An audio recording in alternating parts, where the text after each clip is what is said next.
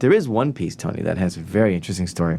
It's called the Crush Collision March. Now, there was a railroad called the Katy. It was the Missouri, Kansas, and Texas Railroad.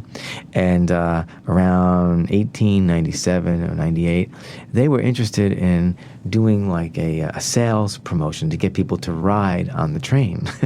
So a man named George Crush, he was a ticket salesman, and he came up with this idea that why don't we go into the prairie a little outside of Waco, Texas, and give everybody a picnic, give them sandwiches, and have them sit right near the railroad tracks.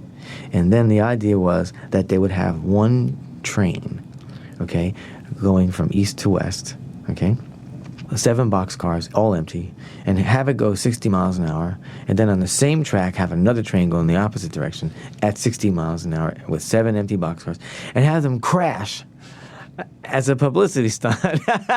But that's what they did. And so they wanted Joplin to write a piece that would depict this plane crash. Well, let me tell you about what actually happened.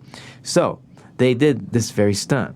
So they had like 30,000 people, and they were all sprawled out on the prairie just right there eating. Oh, it was great. I mean, it was a great day. So here come the 2 trains. Woo, each train going right down the track. And then they collided at 60 miles an hour each, right? But what they didn't expect was one of the boilers on the locomotive exploded.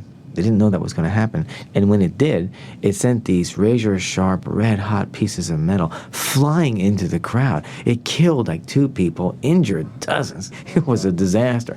Needless to say, the George Crumb lost his job. George Crush. Crush, yeah, not Crumb. Yeah. George Crush, yeah, not sorry. George Crush lost his job, and but then he was rehired. Sorry about that.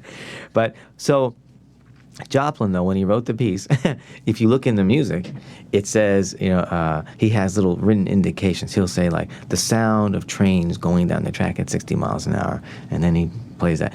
Then it says sounds of the whistle, and then you actually hear the whistle. Then it says sound of the collision, and there's an F and a C chord played together. It sounds pretty bad. And then what makes me think that Joplin wrote the piece before it happened is because after this program music of this accident, then you return to the very soft, lush music that depicted the picnic at the first place. So he actually wrote the piece, I think, before the event happened, and it was used as music for the publicity stunt.